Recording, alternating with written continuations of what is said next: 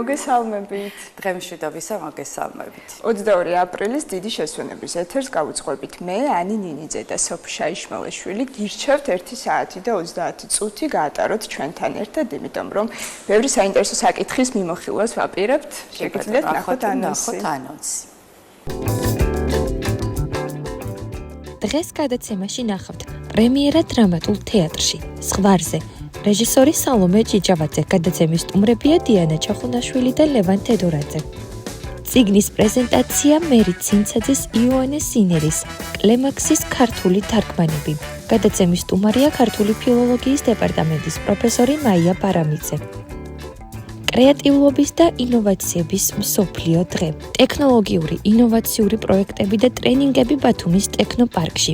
მოზარდობა და მათი ინტერესი. გადაცემის სტუმარია თამას ჩხარტიშვილი.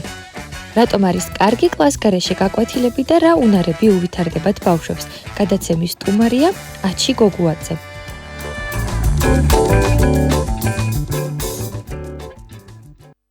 გადაცემას ვიწყებთ პრემიერაზე საუბრით. 25 აპრილს ბათუმის დრამატული თეატრის მცირე სცენა მაყურებელს ელის გაიმართება რეჟისორ სალომე ჭიჭავაძის ახალი სპექტაკლი სახელწოდებით ზღვარზე პრემიერა და ჩვენ შეგვიძლია შემოიპატიჟოთ ჩვენი სტუმრები, მსახიობები დიანა ჩახუნაშვილი და ლევან თედორაძე, მხატვარი დათო ტაკიძე. მოგბრძანდით და ძალიან საინტერესო კონცეპტუალური დატვირთვა აქვს აი ახლა იმას, რაც მოაქვთ ჩვენ სტუდიაში ჩვენს სტუმრებს.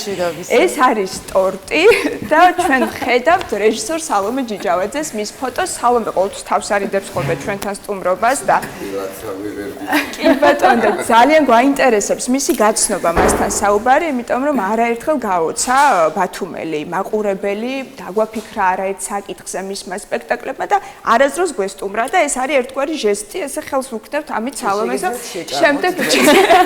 შემდეგ ჯერზე ველით. შეიძლება კითხვაზე პასუხის გაქვს ეს. შეიძლება ვნახოთ, კი, ეს მე ახლოდანაც ვანახოთ, ძალიან სასაცილოა და თავის დატვირთვა აქვს ამ ყველაფერს. ერთგვარი გამოწვევა, რომ გამოვიწვიეთ, კი.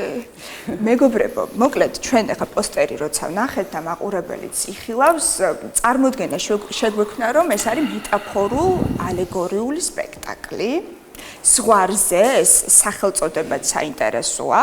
რის ზღვარზე უნდა დავდგეთ? რა არის მთავარი შეტყობინება, რომელსაც გვიგზავნის რეჟისორი? დიანა, მოდი თქვენგან დავიწყოთ. მოგესალმებით. მოკლედ რეჟისორი არ ყავს, მაგრამ მაინც მე მიწევს გახმოვანება. ზღვარზე, ესე იგი ურთიერთობების იმ ზღვარზეა საუბარი, როდესაც უკვე ურთიერთობა მიდის კონფლიქტიც აღარ ქვია ალბათ რღვევისკენ და განადგურებისკენ. აი ზუსტად ამ ზღვარზე ვართ ჩვენი პერსონაჟები და ვფიქრობ რომ ან ცოლ-ქმარი და ურთიერთობა იშლება. კი, ქალის და მამაკაცის ურთიერთობა ზოგადად ვფიქრობ რომ ეს არის პრობლემა დღესდღეობით, განსაკუთრებით ჩვენთან. და ამის მთავარი მიზეზი ალბათ არის დიალოგის ნაკლებობა, ის უთქმელობა, რაც აი ლევანის გმირს აწუხებს, მარტო ლევანის გმირს არა ყველას. და ამ ზღვარზე ვართ და არის რაღაც რეჟისორულად ისე აქვს სალომეს დალაგებული, რომ აი ძალიან რეალისტურია, ვფიქრობ ის, რასაც სალომე აკეთებს და ვფიქრობ, რომ ყველასთვის იქნება ყველა ამოიცნობს თუ საკუთარ თავს არა, რაღაცას მაინც იპოვის. საკუთარ თავსაც, იმიტომ რომ ურთიერთობაში შეიძლება არ იყოს მაინც და მაინც ცოლ-ქმარის, მაგრამ აი ზოგადად ურთიერთობაში უთქმელობა და დიალოგის ნაკლებობა არის ყველაზე დიდი შეცდომა ალბათ ადამიანებს შორის. რაც იწვევს ამ ზღვარს. ლევან, აი რას იკავებს თქვენი პერსონაჟი? რისი უთქმელობა აქვს? რა არის იცი, ახლა კონცეფციას სულ არ მოყვები, მაგრამ ახლა რაც დიანამ თქვა, არ ლაპარაკი ორ ადამიანს შორის. მე რა თქმა უნდა, როგორც ხდება იქ მესამე პირი ერევა, იქ მეზობელი, იქ ვიღაცა და ამზაფრებს არაფრიდან იწყება ყველაფერი რა. გასაგებია. ჩემი პერსონაჟი ყავს რა, ეს უთქმელობა მაინც ტრაგედიაა, ამათი ურთიერთობა ბავშვის გარდაცვალება იყო თავიდან და გაგრძელდა და 25 წელი შეინარჩუნეს ერთმანეთი და რამ შეანარჩუნებინათ ერთმანეთი. ეგ საკითხავიცაა და სიურპრიზიცაა სპექტაკლში ნახავთ. გასაგებია. და ღირდა თუ არა, ალბათ ესეც არის თავარი კითხვა. ხო, აი ეგ პრობლემა რაღაცისთვის შენარჩუნება ოჯახის დღემდეა და ეს გუშინ და გუშინ წინ არ დაწყებულა რა ეს. მარადიული თემა. მოდის და მოდის. გააჩნია უბრალოდ ვის როგორი პრობლემა აქვს შიგნით რა. გარედან შეფუთული, ლამაზი ფერებით, ცეთი წყვილი, მაგრამ შიგნით შიგნით გაუგებრობა. აი ეს შიგნით გაუგებრობა, მითიანა გისმენთ. ძირითადად მაინც ოჯახები ერთმანეთს შვილების ხათრით ინარჩუნებენ ალბათ უმეტეს შემთხვევაში, მაგრამ ჩვენ შემთხვევაში, ჩვენი გმირების შემთხვევაში შვილის ფაქტორი არ არსებობს და ალბათ ამათი ურთიერთობის მაინც შენარჩუნება მიუხედავად ამ ყველაფრისა არის ის შიში მარტო დარჩენის. გასაგებია, ხა დავსევდიანდით, იმიტომ რომ მართლაც ეს არის ის სათქმელი მარტოობა, ყველაზე გავრცელებული შიშია, ხო? ამაზე ვთანხმდებით ყველას ამის გვეშინია და ძალიან საინტერესოა კონცეფცია. როცა ვსაუბრობთ ასეთ სიღრმისეულ შინაარსზე და თან ფაქტობრივად ორი მსახიობი არის, ხო, ორი პერსონაჟი. და ეს ყველაფერი ანტურაჟით უნდა იყოს გადმოცემული და მოყოლილი. რატო მოგვიყევი? ეს ზღვარზე როგორ გააცოცხლე ვიზუალურად, რა მეტაფორები გამოიყენე? პირველი კონცეფცია და მნიშვნელოვანი ეტაპი რაც იყო ჩემთვის გააზრება თვითონ პიესის და სიტუაციის და მთავარი პრობლემა რომელიც მე დავინახე და ჩემთვის მაგალითად პრობლემატურია და სულ მაწუხებს ზოგჯერ მნიშვნელოვანია რომ პარტნიორს ან ადამიანს არ უთხრა და ისე გაგიკოს, როდესაც უკვე უბნები უხსნი მას, ეს უკვე ნაწილობრივ უფასურდება. და აზრიც არ აქვს ხშირ შემთხვევაში. აზრიც არ აქვს ხშირ შემთხვევაში. ამ პრობლემის გაღვივება დავიწყე და შევეცადეთ რომ ცოტა აცთენაში ყოფილიყავით ამ თემასთან, ვიზუალურად ცოტა განსხვავებული კონტრასტი შემოგვეტანა, განსხვავებული ელემენტები, ასე ვთქვათ, ანტიყოფილიყო ქართული რეალობის, მაგრამ ქართული რეალობა წარმოვაჩინეთ სუფრით, რომელიც თითქმის მთლიან სცენას იგავებს. მაგრამ დანარჩენი დეტალები, რაც ეხება მაქსიმალურად ამოვარდნილია ქართულისგან, მე ამას ხშირად გავურბივარ, იმიტომ რომ ეს კონცეფცია არ მომწონს.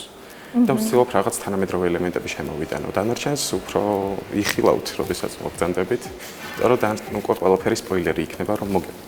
კი, როცა დათოა მხატვარი, როცა დათოა მხატვარი, ყოველთვის ველით რაღაც განსაკუთრებულს, როგორც ფერთა გამას, ასევე დეკორაციას და ფაქტობრივად ნარატორია მხატვარი თეატრში, ხო, ამაზე ვთანხმდებით და ზოგადად თეატრი ეს არის რაღაცა კოლექტიური შრომა, მხოლოდ მსახიობი ან მხოლოდ რეჟისორი არ არის საკმარისი, ძალიან დიდი გუნდი მუშაობს. სალომესთან არაერთხელ უთანამშრომლია დათოს. აი მოგვიყევი ამ კომუნიკაციაზე, ერთმანეთის მიმართ ნდობაზე, აი უსიტყვოდ გესმით თუ თქვენ შემთხვევაში რაღაცების ახსნის საჭიროებაც არის? უსიტყვოდაც გვესმის ერთმანეთის, რა თქმა უნდა, კონფლიქტური სიტუაციები თითქმის არ გვებადება, მაგრამ ამ მცირე შეკამათებებში იბადება ახალი იდეები. რომელიც მე პირადად მან ვითარებს და მაძლევს საშუალებას, რომ უფრო გავშალობთები და უფრო რაღაც საინტერესოს და ახალზე გავიდე. არის მნიშვნელოვანია, რომ იზრდები და იზრდები სპექტაკლიდან სპექტაკლამდე. დიანასაც არაერთხელ უთანამშრომლია სალომესთან. მუზა ხარ ფაქტობრივად შეგვიძლია ვთქვათ, ხო? დიახ. მოგვიყევი აი ამ თანამშრომლობაზე. პირველად სალომესთან მუშაობა მომიწია 3 ასულზე და ისეთ ბედნიერი ვარ რომ ხელმეორედ მომიწია მასთან მუშაობა ძალიან გავიზარდე მიუხედავად იმისა რომ ხო პატარა სტაჟი არა მაქვს თქვა თეატრში მოღვაწეობის თუ ძალიან გავიზარდე სალომესთან მუშაობის პროცესში იმიტომ რომ რაც ძალიან მომწონს რომ მაქსიმალურად ცდილობს გამოწვევოს არტისტი და მისთვის მთავარი არის მსახიობის სცენაზე და აი იმპროვიზაციის საშუალებას გიტოვებთ სალომე? იმიტომ არის რეჟისორები, რომლებიც ეს მიანდობენ ხოლმე სცენას, მსახიობს და შეგიძლია რაც გინდა ისე მოირგო. არიან ისეთები, რომლებიც კონკრეტულ ესე საზღვრებს აწესებენ, აი მე რომ მინდა ასე. აი სალომეს შემთხვევაში როგორ არის? წინასწარ ვაფრთხილეთ იმპროვიზაცია. ეს აღარ ზუსტად მაგიტომ მომწონს სალომესთან მუშაობა, რომ აი არ გზღუდავს ის მე ნებისმიერ რეჟისორთან შეუძლია არტისტს ითამაშოს და იმუშაოს, მაგრამ როცა რაღაც გასაქანს გაძლევს თავისუფლებას და შენსაც გიტოვებს, ოღონდ სწორი ხაზით უნდა წახვიდე. იმ მონახას რო ააწყობს, როგორც აქვს ჩაფიქრებული, მე უკვე გიშვებს, როგორც მოგთხოვს, აი ძალიან ბევრი იმიტომ რომ უკვე ნაკადზე დაგაჯინა და მე უკვე გენდობა. სწორ დროს გიშვებს ხელს, რომ იცის მე რომ აღარ დაიბნები ამ შემთხვევაში. Ну, ძალიან კომფორტულია ჩემთვის პირადად, სხვის მაგურად ვერ ვისაუბრებ, მაგრამ ჩემთვის პირადად ძალიან კომფორტულია მასთან მუშაობა.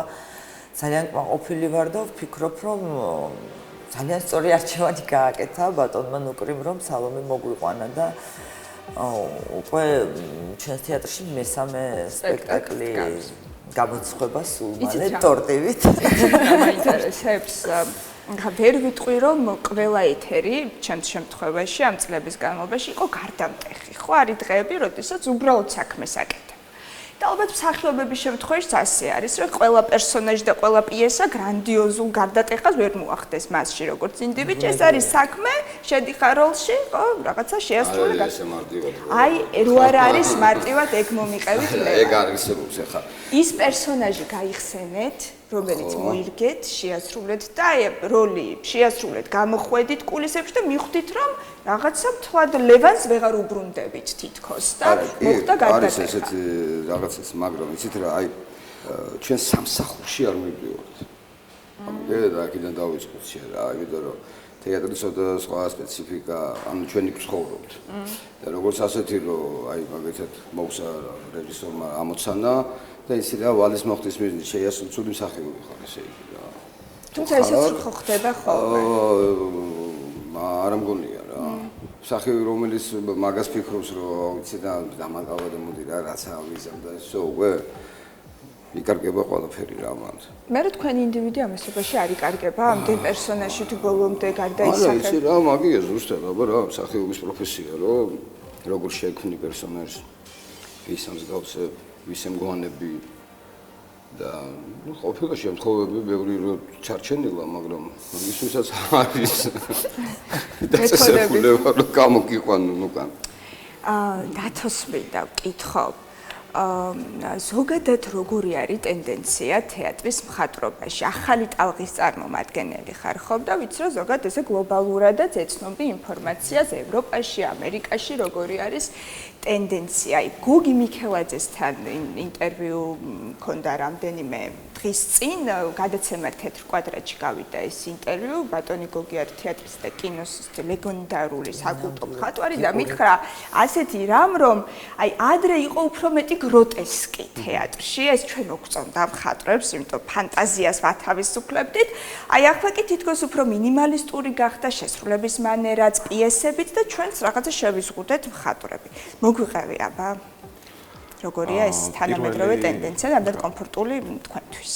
პირველი რაც მინდა ვთქვა, რომ როდესაც მუშაობ რაიმე პროდუქტზე და ხარ შეზღუდული დროში, იქ ნაწილობრივ ეს შემოქმედებითი პროცესი იკარგება და ცდილობ რომ უფრო ტექნიკურად იმუშაო. მაგრამ მაინც ყოველთვის ცდილობ რაღაც განსხვავებული და საინტერესო შექმნა.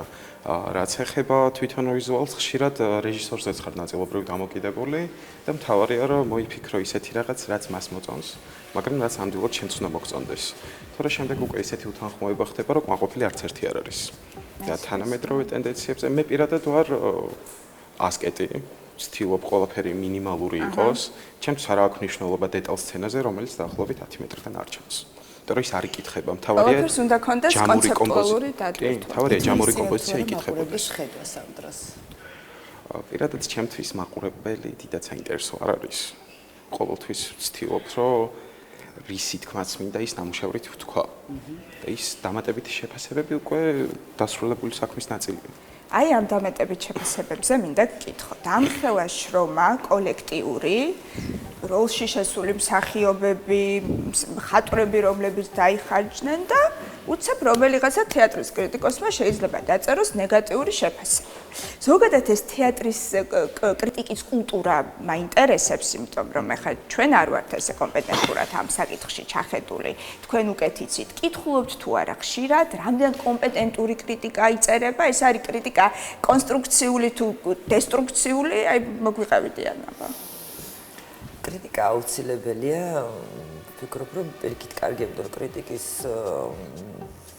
ფონზე ხვდები ალბათ შეცდომებს თუ კი რამე შეგეშალა, მაგრამ კრიტიკა რა თქმა უნდა იყოს ჯანსაღი. ხშირად არის ხოლმე რაღაცნაირი მიკერძოებულია ეს კრიტიკაც და ქებაც და თუ ამას ავწდებით, რა თქმა უნდა, მისაღებია კრიტიკა და მე პირადად ისეთ კრიტიკას არ წავწყდომი ვარ ჩემთან მიმართებაში, რომ რაღაც კი მქონია რაღაცა შეიძლება ესეთი გული მეტკინა, მაგრამ თუ სწორია ეს კრიტიკა და თუ შენ გაგუნარის სწორად შეაფასო ის, რასაც კრიტიკოსები შენზე დაწერენ ან იმ სპექტაკლზე, სადაც ითამაშე, ფიქრობ, რომ პირიქით გეხმარება როგორც მსახიობს, ისევე რეჟისორს და ხო, ეს ეფექტი მეორეჯერ ეცდები, რომ კრიტიკის ქვეშ აღარ მოყვე და გამოასწორო რაღაცეები. ამიტომ ჯანსაღი კრიტიკა პირიქით აუცილებელია.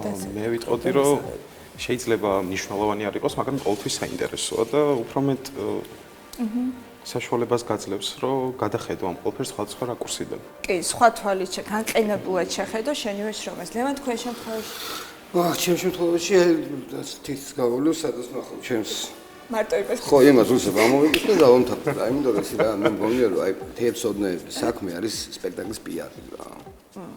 არის მომენტი როცა ძალიან კარგ სპექტაკლს შეუძლია ისე გადაუარო. თუმცა ესეც პიარია, თუ პირიქით არა, ესეც პიარი, მე მგონია რომ ეს პიარია. თეატროდნები როცა წერენ ეს სპექტაკლი არ ნახოთ და რაღაც პირიქითაა ესე. წავედით ნახოთ ახლა. ხო, წავედით ნახოთ და ასე შემდეგ. და არჩენი ნუ კრიტიკა რა მაგათი საქმეა რა თქმა უნდა დაწერონ. მაგრამ მე მაინც კონკრეტულად შემსახელს ვეძებდი შევამთავრებდი რა. ძალიან მარტივად. კი, რაოდენობა ცოტა არის ბემბოი თეატრის კრიტიკოსების სულამდე ისე ჩამოსათვლელი მახსენდება ისევე როგორც კინოკრიტიკოსები არ არიან. ბევრნი არიან უბრალოდ ისე ჩამოსათვლელი. არის ავტორიტეტი, შეგვიძლია ესე ვთქვათ. მცირე სცენაზე გაიმართება სპექტაკლი. ეს მცირე სცენა ბოლო დროს ძალიან აქტუალურია, ეს ინტიმურობა მაყურებელთან. შესრულების მიმართულებით რომელი გირჩევნიათ? მცირე სცენა თუ ეს ცენტრალური სცენა და რომელი რაც გაძლევთ, რით განსხვავდება თქვენთვის როგორც მსახიობს? როგორ გითხრათ ახლა რომელი მირჩევნია, ესე ვერ ვიტყვი, გააჩნიათ თუ სპექტაკლის პატარა სცენა უხდება, იქ უნდა მოერგო დიდ სცენაზე. აი როგორ სპექტაკლს უხდება პატარა სცენა? აი ამ შემთხვევაში ამ პიესას ნამდვილად უხდება ეს მცირე სცენა და მეც მიყვარს მცირე სცენა ძალიან. მიყვარს როცა ძალიან ახლოს ვარ მაყურებელთან და რაღაცნაირი კონტაქტი მაქვს ისეთი პირდაპირ მაყურებელთან და ვგრძნობ ვგრძნობ მაყურებელს მე პირადად ხო. როგორც მაყურებელს იგივე შემიძლია გითხრათ, რომ მცირე სცენაზე განცდილი კიდევ უფრო მძაფრია, ვიდრე სადღაც არ ვიცი იარუსიდან უყურებ და ხო, როგორ აი რაღაცა მონაწილე ხარ და იმ წუთა სიტუაციის, რა იმდენად ახლოს ხდება ყველაფერი და შეიძლება რომ აი თვითონ განიცდი ნებისმიერი გმირის ემოციებს. და აი ის სცენაზე მაგალითად ცოტა ისეთი ისა რა აი ამ სპექტაკლს მაგალითად ეხლა რაც უნდა ვითამაშოთ ზღვარზე აი დის სცენას უბრალოდ არ მოუხდება მაგალითად იმიტომ რომ რაღაცა დაკარგული სივრცეა რა რაოდენობას ვერ ამის ნიშნავს თორე ისე როგორც ასეთი მსახიობისთვის განსხვავება დიდი და პატარა სცენის მნიშვნელობა არ აქვს არა უფრო რთულია ის აზრით გაუფანტოთ მაყურებელს რომ რადგან მცირე სცენაზეა სპექტაკლი არნიშნავს რომ ნაკლებად მნიშვნელოვანი ნაკლებად კონცეპტუალური იქნება და ეს ამ სახის წარმოდგენებიც არ უნდა გქონდეს რა თქმა უნდა და დათო რომ ხატვრის თვალთახედვითაც მითხარი იმიტომ ეს დიდ სცენაზეც დადგმული სპექტაკლების ხატვარიც ყოფილ ხარ მცირე სცენის სად უფრო იხსნები სად უფრო კომფორტულად ხარ როგორ გითხრათ მე ვფიქრობ თვითონ სივრცეს დიდი მნიშვნელობა არ აქვს რა თქმა უნდა ეს სპექტაკლი რო სხვა სცენაზე ყოფილიყო სხვანაირ სცენოგრაფიას შევქმნიდით და სულ სხვა ვიზუალი იქნებოდა მაგრამ ესე რა ვერ გეტყვით დათოს უყვარს როცა თავისუფალი გასაქანი აქვს და სულ ერთიასად გააკეთებს. როგორ გახავს? კიდევ ერთხელ დავაანონსოთ, აბა როდის მოვიდეთ, როდის ვიხილოთ ზღვარზე? 25, 26, 27 აპრილი 7 საათზე მცირე სცენაზე გვაქვს პრემიერა ზღვარზე.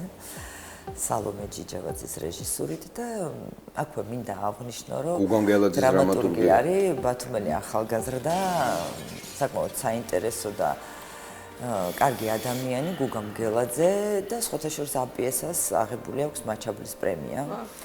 და პირველად ხდება ამის გადმოტანა სცენაზე მოკლედ და ძალიან ბევრი სიურპრიზი, საინტერესო ემოციები გველის. ძალიან დიდი მადლობა რომ იყავით ჩვენთან ერთად, ხშირად გელით, ახალი ამბებით და სალომე ჯიჯავაძეს მოვითხოვთ სტუდიაში სტუმრად. სალომე ჯიჯავაძე ეხლა დავჭრა. მე სტუდიაში მოვითხოვ. დღეს სალომე შეგიძლიათ შეჭამოთ და სხვა დროს თვითონ მოვა. მადლობა დიდი გემშვიდობებით. მადლობა თქვენ, გაიხარეთ. გარდადებებით.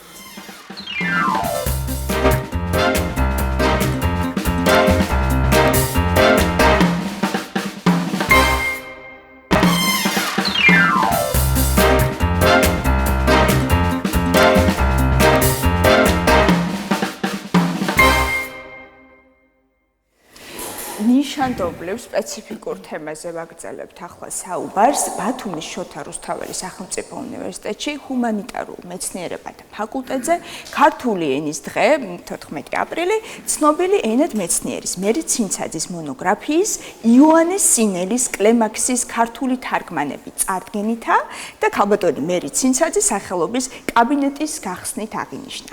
ნიშანდობლივია ის, რომ სოფვა მონოგრაფიაზე ქალბატონი მერი ცინცაძე წლების განმავლობაში მუშაობდა 1960-იან წლებში დაიწყო მუშაობა, თუმცა ვერ იხილა მაყურებელმა მისი ნამუშევარი, რადგან არ გამოიცა ერთ წიგნად, ეს კრებული თითქოს არ იყო გაერთიანებული და საბოლოო ჯამში ძალიან კარგმა ადამიანებმა, პროფესიონალებმა, პერსონალმა, ბესეუს სამეცნიერო პერსონალმა ეს კვლევები გააერთიანა და ახლა უკვე მაყურებელს და მკითხველს საშუალება აქვს, რომ გაიცნოს ამ არაჩვეულებრივ სამეცნიერო ნაშრომს ერთ-ერთი ადამიანი, რომელიც მიიღო მონაწილეობა დღის სინათლე ეხილა ნამუშევარს, არის მაია ბარამიძე, ქართული ფილოლოგიის დეპარტამენტის პროფესორი, რომელიც ახლა სტუდიაში შემოგვიერთდება. ქალბატონო მაია, გელით ჩვენთან მობრძანდი. მშვიდობისა.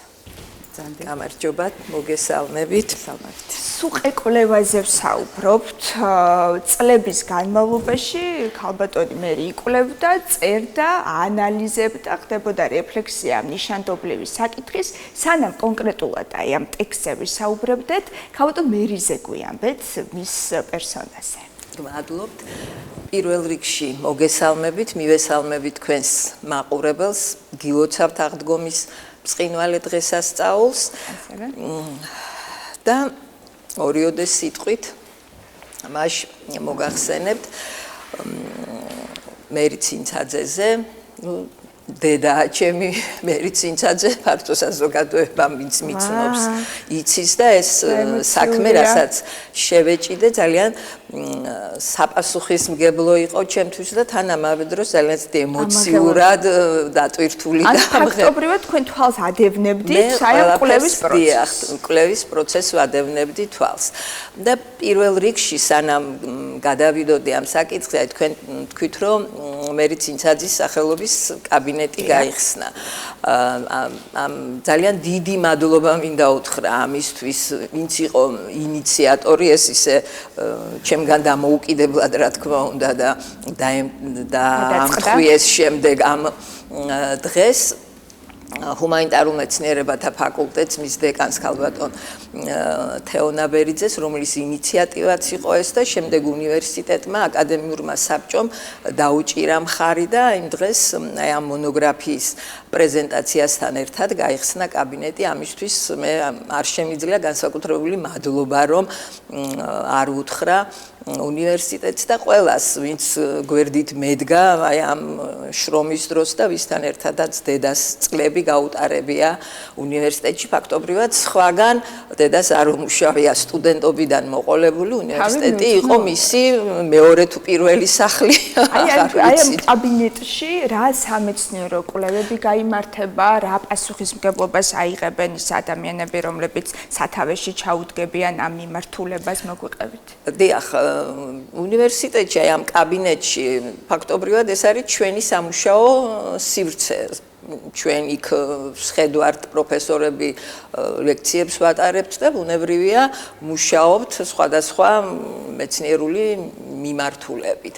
ასე რომ ყველას თავისი მიმართულება აქვს, ერთ-ერთი პრიორიტეტი უნივერსიტეტისა ეს არის სამხრეთ-დასავლეთ საქართველოს კვლევა, ამაშიც მერი ცინცაძეს საკმაოდ წვლილი აქვს და რამდენიმე მონოგრაფია უკვე მისი გარდაცვალების შემდეგ კიდევ გამოიცა ერთობლივი ავტორობით.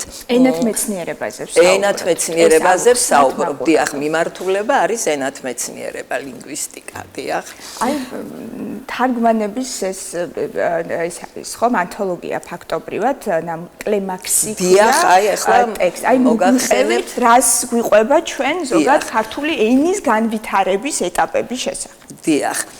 პირველ რიგში მინდა გითხრათ, რომ უბრალოდ საზოგადოებამაც გაიგოს კლემაქსი, ანუ კიბე, იგივე კლემაქსი ბერძნულად, ქართულად კიბეს ნიშნავს, მაგრამ ასეა გავრცელებული ძირითადად ამ სახელწოდებით ეს თხზულება, სხვა სახელებითაც იცნობენ სათნოებათა კიბე, სამოთხის კიბე და ასე შემდეგ. კონკრეტულად რას გულისხმობს, გეტყვით, მაგრამ პირველ რიგში მინდა გითხრათ, რომ აი ამ ძეგლის, ანუ თხზულების გამოცემა, რა თქმა უნდა, მანამდეც არსებობდა და არის ოღონდ ეს არის ძირითადად ახალ ქართულად ადაპტირებული, ასე ვთქვათ, გაახალქართულებული, ფართო საზოგადოებისთვის გასაგები რომ იყოს და რა თქმა უნდა სასულიერო საჭიროებისთვის ხო ვისაჭირდება და ეს გახლავთ მეცნიერული გამოცემა, მეცნიერული ნაშრომი, ანუ აი იმ ფორმით რა იმ ენით რა ენაზეც ასე ვთქვათ ძველი ქართული ენით დაწერილი გახლავთ ეს და ეს არის პირველად გამოიცა მეცნიერულად აი ამ იოანეს სინელის კლემაქსის ორი ქართული თარგმანი.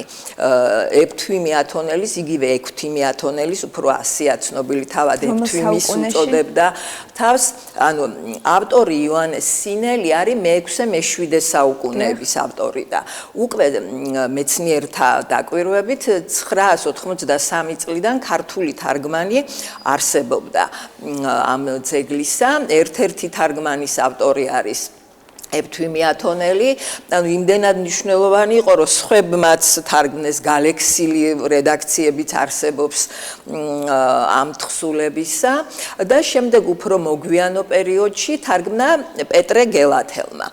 აი ეს გამოცემა საკმაოდ სქელტანიანია ხედავთ თქვენ ხო სპეციალურად წამოვიღერო რამ ის არის შრომა შეიძლება ჩადებული გამოკართვათ მადლობა დიდი შთაბეჭდილება მაქვს რომ ვერაფერს გავიგებ, როცა წავიკითხავ. მგონია ვერც წავიკითხავ ძველ. არა, გაიგებთ, იმიტომ რომ ეს არის არაძველი ქართული შრიფტით, არამედ ბუნებრივია ხელნაწერი ძველი ქართული შრიფტით, ნუსხური შრიფტით არსებობდა. ეს გადმოიწერა მხედრული, ანუ დღეს რო ყველა კითხულობს იმ შრიფტით, მართალია ეს ძველი ქართული ენაა, მაგრამ ისე არ არის დაშორებული ძველი ქართული ენა, უпростоრად ახალი ქართული ძველ ქართულს, რომ ვერაფერი გავიგოთ. თან მას ახლავს ლექსიკონი. აი ის სიტყვები, რომლებიც დღეს არ არის ხმარებიდან გასულია, არ წარმოადგენს ენის ლექსიკურ მარაგს დღევანდელს აქტიურს, ახლავს განმარტებები.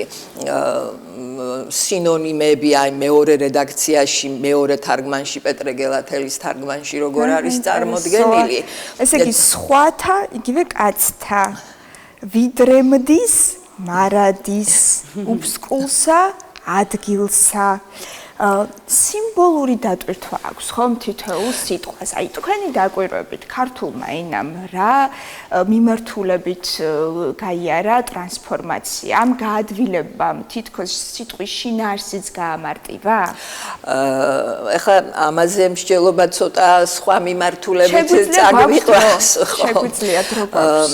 მოდით მაშინ პირველ რიგში იმას ვიტყვი, რომ მაინც რახან წიგზე და შემდეგ მიუბრუნდები მაგ საკითხს, ანუ სტრუქტურას გეტყვით ამ წიგნისა, ახლავს ჯერ გამოკვლევით იწყება, შემდეგ არის აი ამ ორი რედაქციის ტექსტი, პარალელურად დაბეჭდილი მეცნიერული აპარატით. ეს რას ნიშნავს? ეს ტექსტები ერთი ხელნაწერით არ არის ჩვენამდე მოღწეული. ხელნაწერთა ეროვნულ ცენტრში დაცული არის ეფთვიმი ათონელის თარგმანის სულ 50-მდე ხელნაწერია, ეფთვიმი ათონელის თარგმანის 27-მდე ხელნაწერია, პეტრე გელათელის უფრო მწირი რაოდენობითაა წარმოდგენილი, უფრო მნიშვნელოვანი და ადრინდელი 2 ხელნაწერია, რომლის მიხედვითაც არის ტექსტი დადგენილი და 4 ხელნაწერის მიხედვით არის დადგენილი ეფთვიმი ათონელის თარგმანის ტექსტი. ახლა ტექსტის დადგენა რას ნიშნავს, ხო?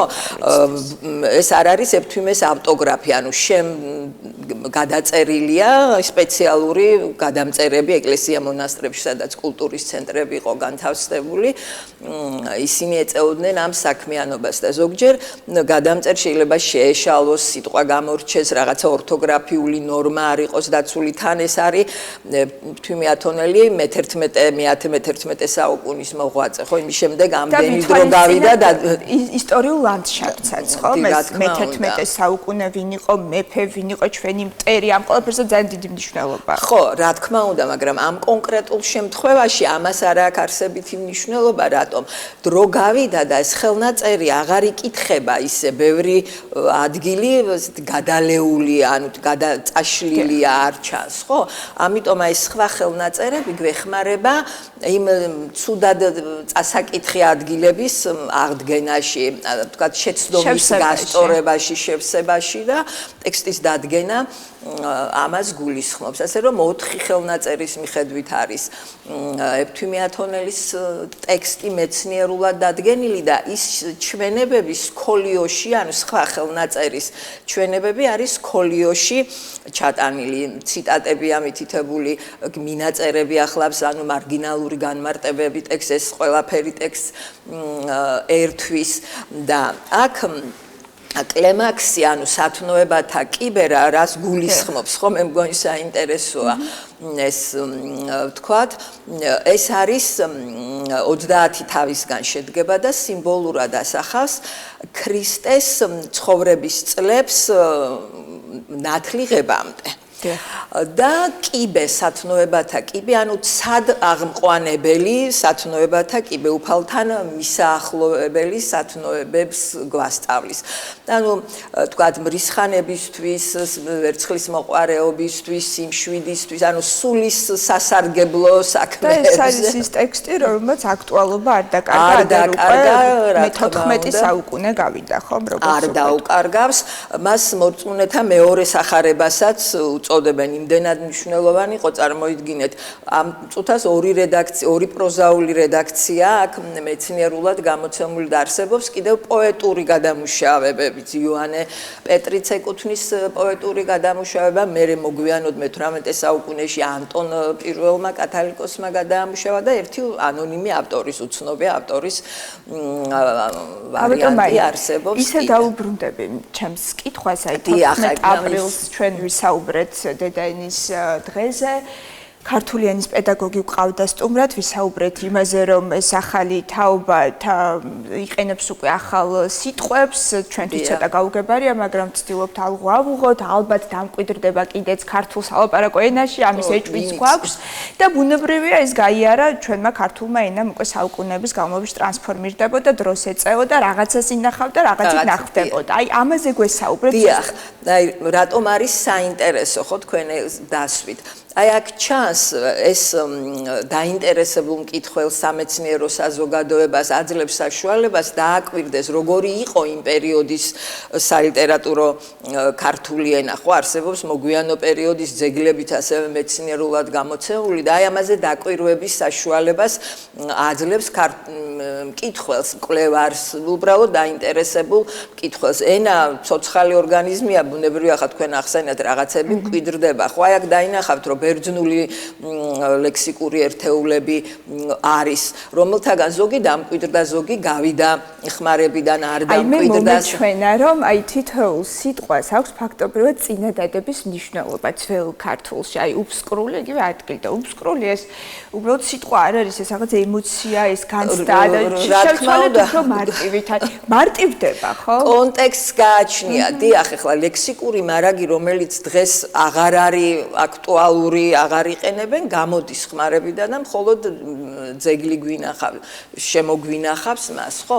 ანუ ცოცხალია სხვა ენებთან ურთიერთობა, თარგმნა ერთი ენიდან მეორეზე ბუნებრივია ეს ამდიდრებს ენის ლექსიკას, მაგრამ ახლა ეს ისეც არ უნდა გავიგოთ, რომ ყველაფრის შემოტანა და დამკვიდრება ენაში იყოს სასარგებლო, რა თქმა უნდა, არა თან ახლა თქვენ წაიკითხეთ ხო რამდენიმე წინათ არის გრამატიკული ფორმები რომლებიც დღეს არ გამოიყენება ხო ესეც ენის შინაგანი განვითარების კანონზომიერება მისწრაფება რომ გაიმარტივოს ფორმები ბევრი ფორმისგან ჭრელი ფორმებისგან ერთს მისცეს უპირატესობა და ასე ნელ-ნელა მაგრამ ეს არის ძალიან ხანგრძლივი პროცესი ვთქვათ ძველი ქართული სალიტერატურო ენიდან რომელზე დაკვირვება ჩვენ მე-5 საუკუნიდან შეგვიძლია უბრალოდ იმაზე ადრინდელი ძეგლი ჩვენამდე არ არის მოღწეული და ამიტომ და დღევანდელ ენას დავაკვირდეთ, ხო?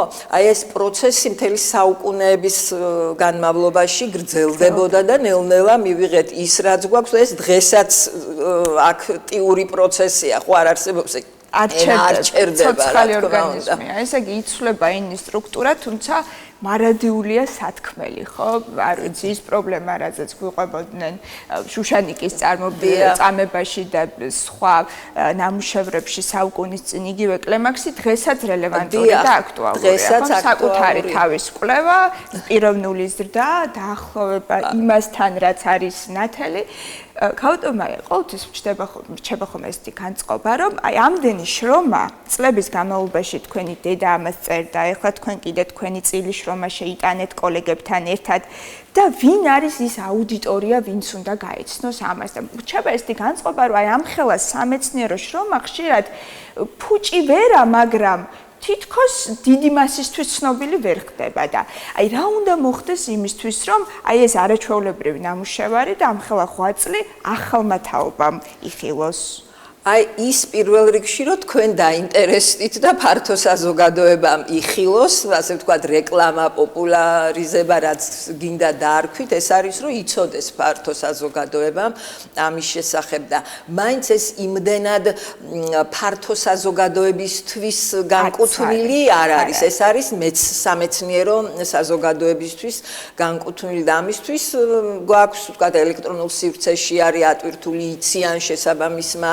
ამ კონკრეტულად ამგვარი საკითხებით ძეგლებზე მუშაობს დაინტერესებული მათ მივაწოდეთ, გაუგზავნეთ და რა ვიცი, ამას ელოდა სამეცნიერო საზოგადოება სხვათა შორის ამ გამოცემას, იმიტომ რომ ყველა მიცოდა რომ მუშაობდა მერიცინცაძე ამაზე წლების განმავლობაში, ხედავთ ეს არ არის ესეთი მცირე მოცულობის ხო საკმაოდ სქელტანიანია და წარმოიდგინეთ ახლა ამდენი ხელნაწერის დამუშავება გადახედვა ანალიზი შედარება ეს არ არის იოლის საქმე ფაქტობრივად მისი ცხოვრების სხვა საქმეებთან ერთად მისი ცხოვრების მიზანი ეს იყო მარტო ამას ბუნებრივია ვერაკეთებ ხო იქ სხვა საქმე გაქვს შვილი ოჯახი სამსახური ლექცია კიდევ სხვა საქმე ასე რომ თან ძალიან მომთხოვნი იყო საკუთარი თავის მიმართ ჩვენი კოლეგები ამბობენ რომ ცენზორი იყო კარგი გაგებით ანუ ყოველ სიტყვას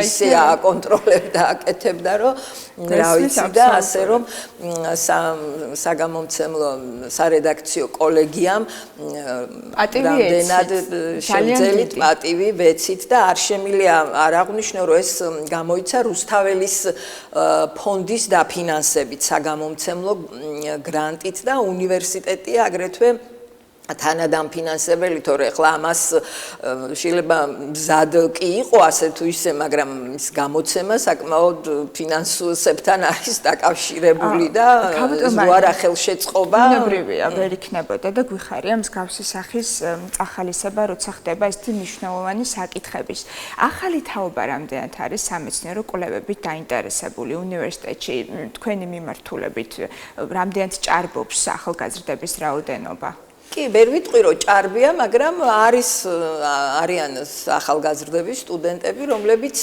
დაინტერესებული არიან.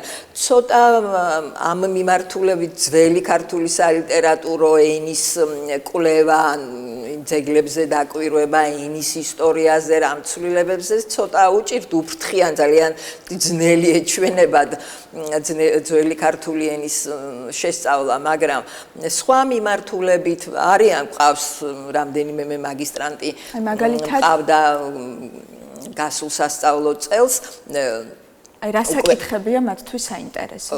ნუ ესეთი პრესის ენას, მასობრივი საინფორმაციო საშუალებებზე დაკვირვება, დიალექტზე, საკუთარი სოფლის მეტყველებაზე და ლინგვისტური პორტრეტის შექმნა და აი ასეთ ნაშრომებზე უფრო ამ მიმართულებით არიან. თუმცა ვერ ვიტყვი რომ ეს კუთხე არ აინტერესებთ, უბრალოდ ცოტა მეტი ძალისხმევა საჭირო ამ მიმართულებით და რაღაცა უფრთხიან, თორე ქალბატონო მაია, ენათმეცნიერების განვითარებაში უდიდესი ღვაწლი მიუძღვის ქალბატონ მერის. უფრო მეტი რომ მოგვიყვეთ დედათქვეშ შეიძლება გაგიჭირდეთ. რა ვიცი, ცოტა მე ხერხულება პროცესის მონაწილე ხართ ხო? მცირე ინფორმაცია მაინც რო გითხრათ. დიახ, გეტყვით, აი როგორ აღმოჩნდა თუ როგორ დაიწყო, როგორ მივიდა ამ ტექსტთან, ხო? დედამ დაამთავრა ბათუმის მაშინდელი პედაგოგიური ინსტიტუტი და წავიდა ასპირანტურაში სწავლის გასაგრძელებლად თბილისის სახელმწიფო უნივერსიტეტში. მაშინ იქ იყო მხოლოდ ასპირანტურა, ანუ სხვანაირი განათლების სისტემა იყო.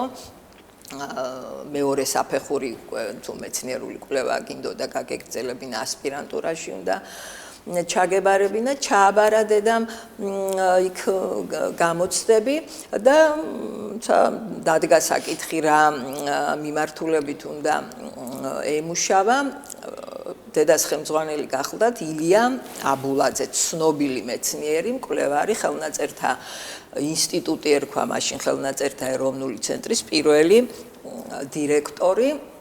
მან შეურჩია ეს ტექსტი, არის შესასწავლი, გამოუცემელი და სულ 100-ოდე რაღაც 100-ოდე გვერდიაო და აღმოჩნდა რომ 600 გვერდიანი ხელნაწერი იყო და თანაც არა ერთი ხელნაწერი, არამედ რამდენიმე ხელნაწერი იყო ამისი და აი ასე დაიწყო დედამ ეს მუშაობა და მან ამ სტუდენტობის პერიოდში აი დედა სულ იხსენებდა, სულ მადლიერებით იმ პერიოდში ბათუმში მოწვეული პროფესორები იყვნენ, არ იყო ჯერ ასე ვთქვათ ადგილობრივი კადრები, როცა გაიხსნა პედაგოგიური ინსტიტუტი, ადრე სამასწავლებლო ინსტიტუტი ერქვა და ერთი სიტყვით კონა გიგინეიშვილი იყო, რომელიც მას ქართულ ენას ასწავლიდა და ეს სიყვარული ქართული ენისა და ეს კვლევითი, ასე ვთქვათ, მიმართულება მასში გააღვიძა კონა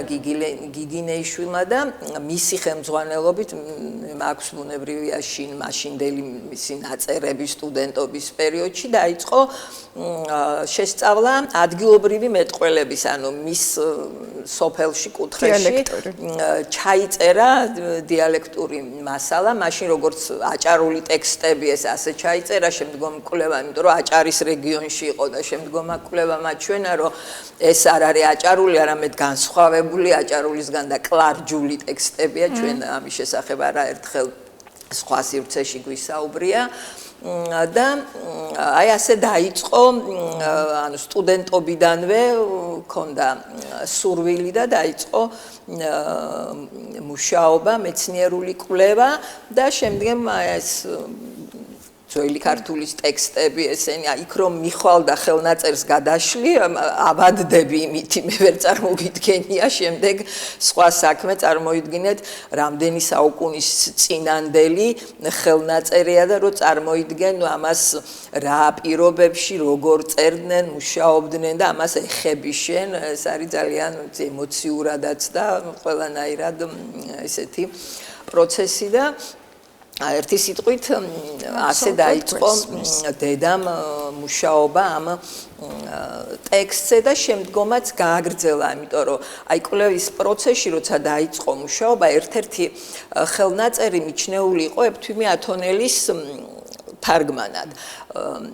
აღმოჩნდა რომ განსხვავებულია საერთოდ სხვა სტილითაა თარგმნილი და ეს არ არის მხოლოდ დასაწყისია და ძირითადი ტექსტი არ არის ერთვიმეს თარგმნილი და აღმოჩნდა რომ ეს ესე ვთქვათ სიახლეა ეს არის პეტრე გელათელის თარგმანი თუმცა სხვა შეხედულებაც იყო იმ პერიოდში სამეცნიერო ლიტერატურაში და მონოგრაფია გამოსული 1968 წელს ივანე ლოლაშვილის იგი პეტრე იბერიელის იოანე უკაცრავად პეტრიწის ნათარგმნად მიიჩნევს მაგრამ სიახლეა ის რომ დადგენილია რომ ეს არის პეტრე გელათელის თარგმანი და არა იოანე პეტრიწის. რა ვიცი, ძალიან დიდი მადლობა.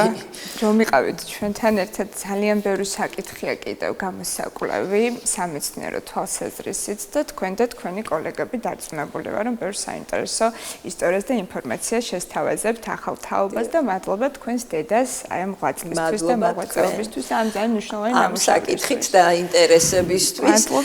სხვათა შორის იქ ისეთ დრო გვეწურება უკვე ალბათ აი ერთ რამეს ვიტყვით, თქოს გულის წყრომა არაფერია რამდენ რამეზე გაუბრაზდებით და ვიტყვით, ხო და აი გასწავლის რომ გულის წყრომას როცა განიცდი, აი შენგან სულიერი სიმშვიდე გადის და ვერ უახლოვდები ღმერთს, ვერ გაივლი 30 საფეხურისგან ერთ-ერთს და თითქოს არაფერი არ ვიცით, მაგრამ იმდენად გარწმუნებს კითხულობ, ანუ სულიერ სიმშვიდეს რამ მნიშვნელობა აქვს, სხვაზე რო არაფერი ვთქვათ, სულიერ სიმშვიდის შენარჩუნებას, აი სრულყოფილებისთვის ძალიან დიდი მნიშვნელობა. კი ბატონო, ბევრი მიმართულებით მნიშვნელოვანი ნამუშევარია. ძალიან დიდი მადლობა მაია ბარაბინძე, ქართული ფილოლოგიის დეპარტამენტის პროფესორი იყო ჩვენი სტუმარი. მადლობა გემშვიდობებით. მადლობა თქვენ.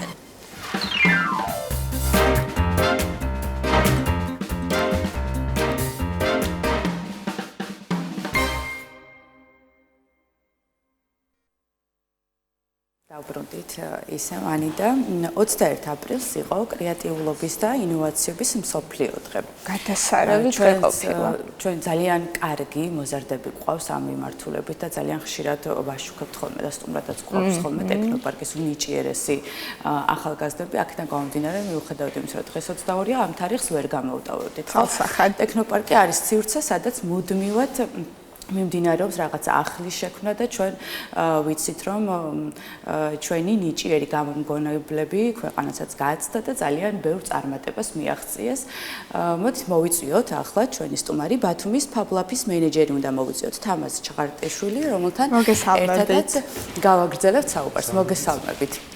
მუდმივად რაღაც ახალი ხდება თქვენს სივრცეში, ახალი გამოგონება, ახალი მოზარდები, რომლებიც ძალიან დიდი წარმატებას აღწევენ ხოლმე.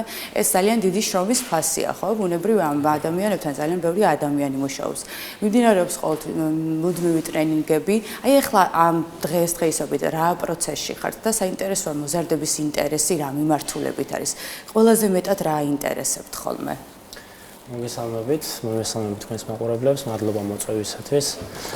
პირველ რიგში მინდა ესე ვთქვათ ინოვაცია გავმარტოთ რა არის. ეს არის ახალი ტექნოლოგიის, ხერხის ან მეთოდის გამოგონება, ან მისი გაუმჯობესება. სრულიად ახლის შექმნა, მისი გაუმჯობესება ღირებულების გაზრდის მიზნით. აი ძველის გაუმჯობესება არის თუ არა ინოვაცია? კი, რა თქმა უნდა. ამის ძალიან ბევრი მაგალითი შეიძლება მოვიყვანოთ. ნებისმიერი გიჟური იდეა შეიძლება ინოვაციად იქცეს, თუ შევძლებთ ჩვენ ამის, ესე ვთქვათ, გენერირებას, დახვეწას, პროექტის სახით ჩამოყალიბებას და შემდეგ საზოგადოებისთვის მიწოდებას.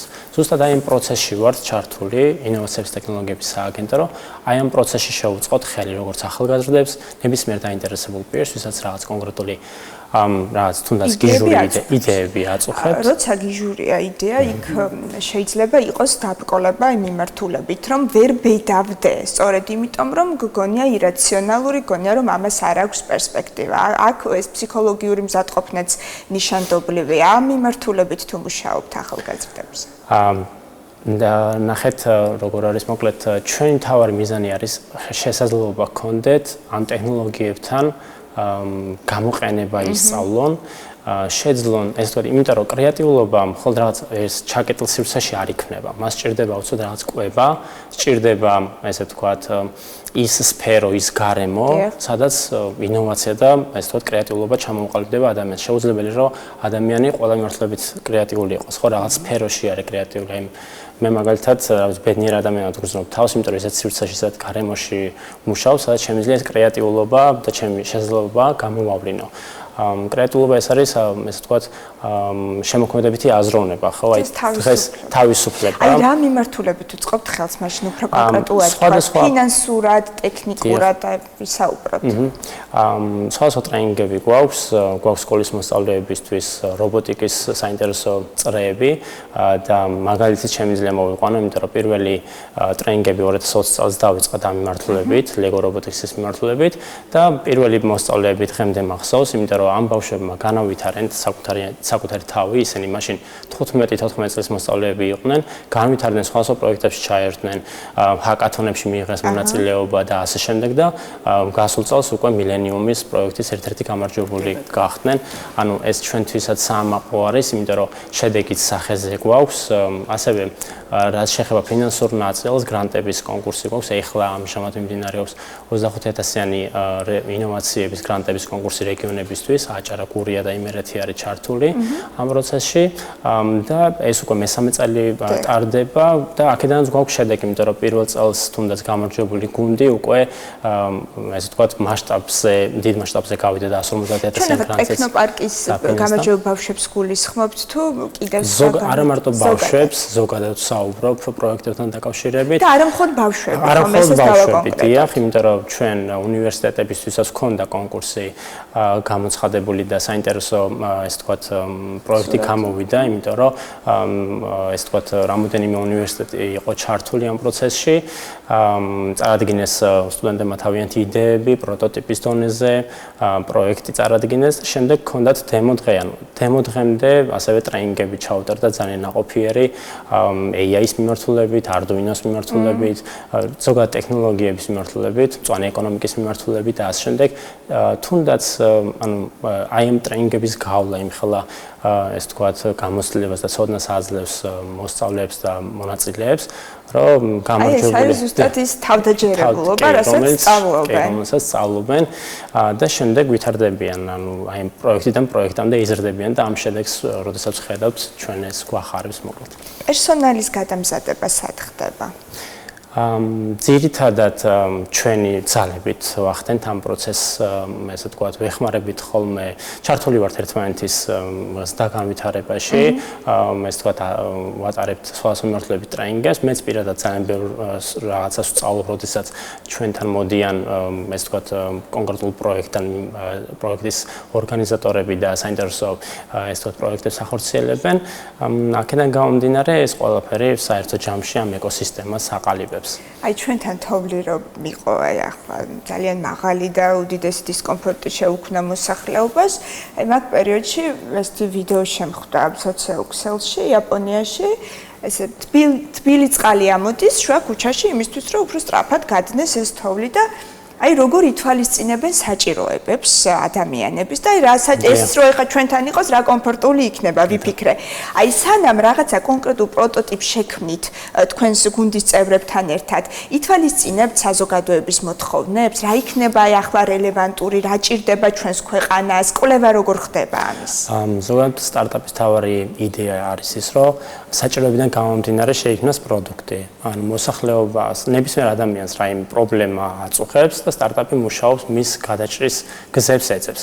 ანუ ყველაზე კარგი იდეები ზოგადად სტარტაპები იქმნება მაშინ, როდესაც პირადად აწუხებს ადამიანს ეს პრობლემა და ცდილობს ამ პრობლემის მოგვარებაზე.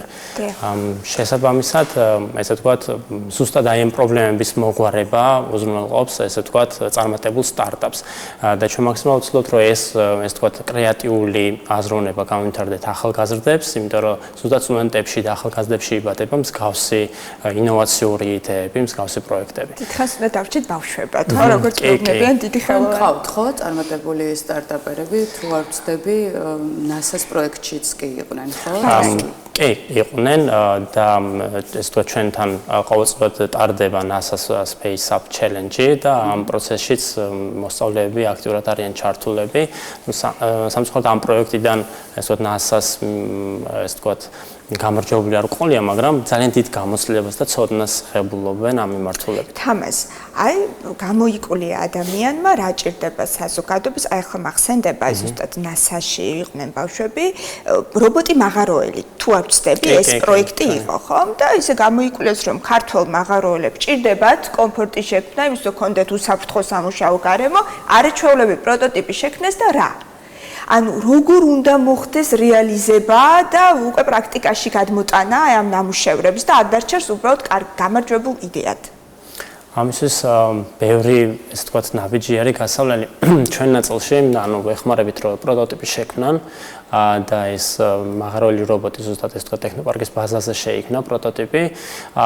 შემდეგ ეს ვთქვათ პროექტი ჭირდება განვითარება, მასშტაბირება, აუცილებლად ამ ნაწილში უკვე ფინანსური ეს როლიც შემოდის. ჩვენ ვეხმარებით რომ გრანტების კონკურსში მიიღოს მონაწილეობა 25,000 გრანტი ვახსენე, ასევე 150,000 გრანტი არის. ანუ თვითონ ეს ვთქვათ უნდა შეძლო რომ ეს პროექტი გააშალონ მასშტაბზე გავიდნენ.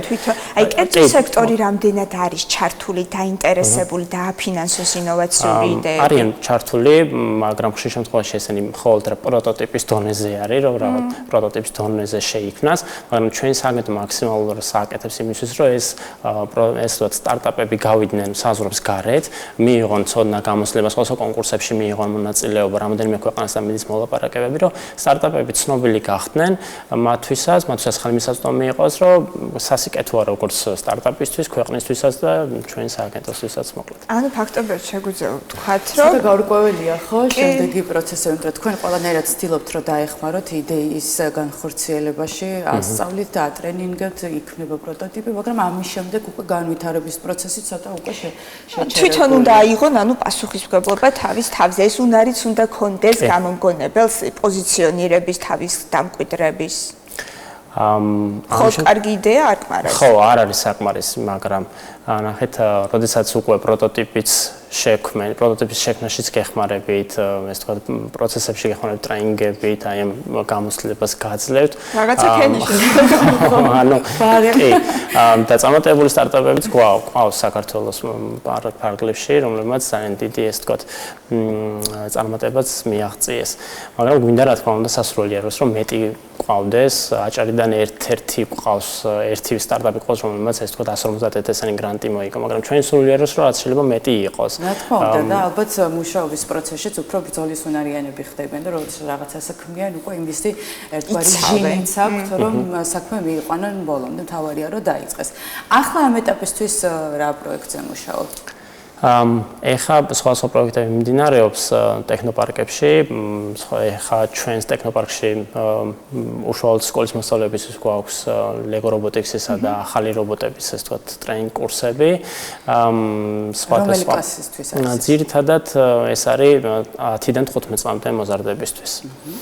ასევე როგორც ვიცი, ახლა გამოცხადებული არის AI-ის მიმართულებით საქართველოს ეს თქვა ოლიმპიადა და გამარჯვებული გუნდი ჩაერთვება საერთაშორისო AI ოლიმპიადაში, ჩინეთში ტარდება. AI, ანუ საქართველოს AI-ის გუნდი წარადგენს, ანუ ხელოვნური ინტელექტის მიმართულებით ეს თქვა საერთაშორისო ასპარეზზე. ზოგადად AI ძალიან მნიშვნელოვანი არის და რაც უფრო სწრაფად ჩაერთვება ჩვენი ქვეყანას და ჩვენც ამ პროცესებში ვარ ჩართული. ტენდენციები ამ მიმართულებით ვუღებთ ალღოს თუ ჯერ კიდევ შფოთავთ? ხო, ნახეთ როგორ არის ძირითადად ჩემი აზრით მთავარი მიზანი ჩვენი ის უნდა იყოს, რომ ცნობიერების დონე გავზარდოთ, იმიტომ რომ ზოგს ეშინია, რომ აი AI რაღაც საფრთხეს გვიქმნის და ასე შემდეგ, ჩემი აზრით ეს ცნობიერების ნაწილში მეტად ინფორმაციის დეფიციტი არის, იმიტომ რომ AI გვაძლევს შესაძლებლობას, რომ ბიზნესი უფრო სწრაფად განვითარდეს, ნაკლები დანახარჯებით, ადამიანები მეტად ეფექტური ხდებიან, ხო, ნაკლები რისკი და მეტად ეფექტურები ხდებიან და შესაბამისად, წარმოუდგენელი ჯერ როგორ განვითარდება, მაგრამ წინასწარმეტყველებენ რომ დაახლოებით 5 წელიწადში AI დააგენერირებს $15 ტრილიონ. ხო, ანუ უზარმაზარ ესე ვთქვათ მასშტაბზე საუბრობთ, ხო. და ამ ყველაფერში აუცილებლად ჩვენც უნდა ჩავერთოთ, აი ესტონეთის მაგალითი რო გავიხსენოთ, ერთ-ერთი ყველაზე წარმატებული ქვეყანა, ინოვაციური ქვეყანა, რომელიც ევროპაში აი ცნობილი სტარტაპები რაც შექმნილა ესტონეთში შექმნილა, აი თუნდაც AI-ის მიმართულებით უზარმაზარი თანხა გამოყო, ესე ვთქვათ იმისთვის რომ ChatGPT გსმენიათ, იცით ჩვენი მეგობარია, მეგობრობთ, რომელიც გვეხმარება მოკლედ პროცესებში და ინვესტიცია ჩადო ChatGPT-ში განათლების კუთხით, ანუ დაახლოებით 30,000-მდე მოსწავლესა და მასწავლებელს ექნება შესაძლებლობა რომ გამოიყენონ ChatGPT სწავლების მიმართულებით. აი მასწავლებლები, აი ესეც მნიშვნელოვანია სკოლებში ტრენინგი. მე ვფიქრობ, რომ უნდა ჩაუტარდეთ როგორც პედაგოგებს, ასევე ახალგაზრდებს და მე თუ მკითხავთ, საგანიც უნდა იყოს AI, იმიტომ რა არის, ხო, ახლა სკოლის მთავარი ვალდებულება არის მოგამზადოს უკვე მზრდასრული ცხოვრებისთვის და იარაღი ამისთვის აუცილებელია AI-ს ცოდნა, იმისთვის რომ პოზიციონირებდეთ და გეგმავთ თუ არა ისეთ მჭიდრო თანამშრომლობა სკოლაში, არა კონკრეტულად ერთ და ორ სკოლას რაღაცა მასშტაბურად იმისთვის რომ მართლაც ახალი ქართული თაობა გაიზარდოს შეიარაღებული ამ ინფორმაციით. მაქსიმალურად ჩართული ვართ ჩვენი რესურსიდან გამომდინარე, მაგრამ მწირი არის იქიდან გამომდინარე, რომ ესე ვთქვათ საჭიროა. არა, ინტერესი რა თქმა უნდა არის, მაგრამ ვფიქრობ იმას, რომ ჩვენი რესურსი არ არის საკმარისი. ამ სკოლებსაც უნდა ქონდეთ ის რესურსი შესაძლებლობა, რომ თვითონ გადაამზადონ მოსწავლეები, იმიტომ რომ აი მაგალითად უნივერსიტეტშიც პროგრამულ მიმართულებით ამ მიმართულებით ვასწავლი და ისეთი რაღაცების გავლა გვიწევს, რაც უკვე სკოლაში იციან ბავშვებმა და სტარტაპი რა არის, როგორ მუშაობს და ასე შემდეგ, სხვა განვითარებულ ქვეყნებში, ამერიკაში და ასე შემდეგ უკვე ამ პროექტებზე მუშაობენ სკოლიდანვე. ამიტომ ჩვენ სფერო, ანუ სივრცე გვაქვს ეს ყველაფერი და ყოველწლიურად რომ მოდით ეს სივრცე გამოიყენეთ, მაგრამ სკოლის შემდეგ ამ ყველაფრის ხო ცოტა რთული არის. ამიტომ სკოლაშივე უნდა იყოს ეს პროცესები უფრო დარეგულირებული. თუ სწორად მახსოვს, დაბალ კლასებში ისწავლება საგანი, ისტი, რომელიც ასაკის გათვალისწინებით და მათი გონება რასაც გაწუდება, იმ მიმართულებით ასწავლიან ამ ტექნოლოგიურ პროგრამას. ყველა სკოლაშია ნეტასო. ყველგან არის, კი, საჯარო სკოლაში ყველგან არის. კი, ისტის მიმართულებით. ეს რაღაცა ერთგვარი სტარტით შეიძლება ჩავთვალოთ, ხო? კი, გეთანხმებით, მაგრამ დამატებით ესე ვთქვათ, თუ იქნება მაგალითად აი რობოტიკის წრე, ამ მსგავსი წრეებს საინტერესო ლაბორატორიები სკოლებში, ხო, ამ ხო, და ასევე AI-ის მიმართულებით ცნობიერებას გავზეთ ბავშვებში და გამოყენებას ვასწავლით თუნდაც ეს ძალიან ანუ პრაქტიკულად ჩვენს დაგვეხმარება მოკლედ რომ მეტი პროდუქტიულია ეს თქო სტარტაპები შექმნით. იმიტომ რომ ეს ისტი არის თეორიული სწავლება და თეორია ძალიან რთულია პრაქტიკის გარეშე. ისევე როგორც ფიზიკას ვერ ვისწავლეთ ცდების გარეშე და ასე შემდეგ. თამას კიდევ ერთი მნიშვნელოვანი დეტალია, რაც უნდა ავამაყლოთ ცნობიერება, როცა ვსაუბრობთ ინოვაციებზე, პატენტის დაცვა, ავტორო უფლებების დაცვა. შეიძლება ადამიანმა ხმამაღლა გააჟღეროს თავისი კარგი იდეა და რამდენიმე თვეში იხილოს რეალიზებული სხვის მიერ. ამ შემთხვევაში როგორ იცავთ ბავშვების იდეებს? ამ შემთხვევაში ანუ პატენტის დაცვა ხდება, ესე ვთქვათ, მაგრამ აბსოლუტურად დაცული მაინც არ ხარ ამ პროცესში. რატო არ ხარ? თუ კი ოფიციალურად რაღაცა დოკუმენტი არსებობს, არ ვიცი როგორ იცავთ. და შენ ხარ შემქმნელი. ხო, ანუ არსებობს რა თქმა უნდა პატენტი, მაგრამ ზუსტად ვერ გეტყვით ახლა ამ პროცესებს ვერ აგიღწევთ, მაგრამ როგორც ვიცი, ხო, აბსოლუტურად ესე ვთქვათ დაცული არ ხარ, მაგრამ ჩემი აზრით მაინც ყოველთვის უნდა გააჟღერო შენი იდეა, ხშირად ეს დაბრკოლება არის ბევრი ახალგაზრდისთვის, რომ აი მაგალითად მაქვს იდეა და მე მომპარავს ვიღაც და ასე შემდეგ, ხო? სწორი შიშიც არის. კი, სწორი შიშიც არის, მაგრამ თუ არ დაიწყე, თუ ნაბიჯები არ გადადგი, ყოველთვის დაგასწრებენ. ხო, ყოველთვის დაგასწრებენ, იმიტომ რომ იმდენად სწრაფად ვითარდება სამყარო და ტექნოლოგიები აუცილებლად ვიღაც სხვა შექმნის ამ ასე ვთქვათ პროდუქტს ან ინოვაციას. კი, ხო, ინოვაციაც ისეთი საკითხია, ხო, ხშირად ჟღერს აქ ფრაზა, რომ ყველაფერი უკვე რაღაც უკვე შექმნილის გამეორება არის და რაღაცა ახალი შექმნა და ველოსიპედი გამოიგონა, ეს ძალიან რთული არის. ალბათ რომ მოდიფიკაცია არის რაღაცა ძველის.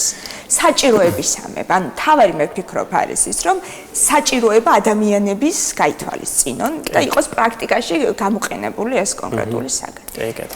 კი ბატონო, მადლობა თამას, წარმატებას გისურვებთ. მორიგის სიახლით გელოდებით არაერთხელ და ჩვენ რამდენიმე წამში ისევ დავბრუნდებით.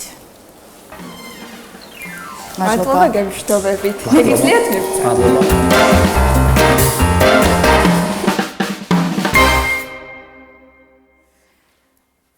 დავბრუნდით ისევ და ამჯერად უნდა ვისაუბროთ არაფორმალურ განათლებაზე, თუ რა მნიშვნელობა აქვს მოზარდის განვითარებაში, რატომ უნდა მივაქციოთ ყურადღება ამას. მშობლებმა უნდა მოვიწვიო რეჟისორი აჩი გოგუაძე და ახლა საინტერესო ბმა არის, რატომ რეჟისორი, ხო? მოვბრძანდით. თეატრის რეჟისორი თუ კინორეჟისორი? მოგესალმებით. როგორ ბრძანდებით? არაჩვეულებრივად თავად. ნორმალურად. აჩი, ესე იგი, მე როგორც ვიცი, თქვენ გაქვთ სტუდია, სადაც მოზარდებს შეასწავლით სამსახიობო ოსტატობას, მეტყველებას, ლიტერატურას და ყურადღებას აქცევთ არაფორმალურ განათლებას. მოდი დავიწყოთ, რამდენად მნიშვნელოვანია თქვენი აზრით ბავშვისთვის არაფორმალური განათლება? ანუ მნიშვნელოვანი რა როლს ფაქტია, ხო? ანუ იმ როლს ასრულებს, რომ მე ვფიქრობ, რომ ეს დაძაბულობა ზოგადად რაც ბავშვებს სკოლიდან მოყვება. დღის განმავლობაში. ხო, დღის განმავლობაში, კვირების განმავლობაში, თვეების განმავლობაში, წლების განმავლობაში. რა თქმა უნდა, ანუ იქ რომ რაღაცა ვალდებულებები აქვს, რომ იქ თუ კარგად არის სწავლა, დაბალქულას მიიღებს, ზოგი მშობელი ითხოვს ესე, ანუ ამ ყველაფრისგან როცა თავისუფლად ხარ და მით უმეტეს ჩვენი სფერო ისეთია სახალისოა. ანუ ბევრ რაღაცას სწავლობ. თან სწორი ფორმით სწავლობ, ანუ თამაშით გიწევს, ანუ ყველაფრის სწავლა. ამ დროს უფრო გახსნილები არიან, ხო, ალბათ მოზარდები. თან სწავლობ იმასაც პრაქტიკაში გჭირდება. 12 წელი შეიძლება ოქროს მედალზე დაამთავროს სწავლა, იყო ფრიადოსანი, გამოხვიდე და მიხვდი, რომ უბრალოდ პოზიციონირება არის და ადაპტაცია არის. საკუთარი აზრის ესე საჯაროდ გაჟღერების თამამი არ გაქვს. აი, რას ავითარებს არაფორმალური განათლება კონკრეტულად რა უნარებს, რასაც სკოლა ვერ გვაძლევს, მხოლოდ ფორმალური განათლება. პირად მაგალითზე გეტყვით, მე მყავდა ერთ-ერთი მათემატიკის მასწავლებელი, სახელდაგვარს არ დავასახელებ, ფენომენალურად იცოდა მათემატიკა. მართლა ფენომენალურად იცოდა მათემატიკა, მაგრამ რამდენადაც კარგად იცოდა, იმდენად ცუდი უნარი ჰქონდა ამ ყველაფრის გადმოცემის ბავშვებთან მიტანის, ხო? ანუ უნდა შევთანხმდეთ იმაზე, რომ ადამიანი რა პროფესიისაც არ უნდა იყოს, ეს იქნება ჟურნალისტი, მსახიობი, იურისტი, ექიმი, ხო? ანუ ყველას გვჭირდება ელემენტარულად სწორად საუბარი, ხო? ჩვენს ეროვნულ ენაზე სწორად საუბარი გვჭირდება, რომ ადამიანებთან ის ჩვენი სათქმელი რაც გვაქვს მივიტანოთ, ხო?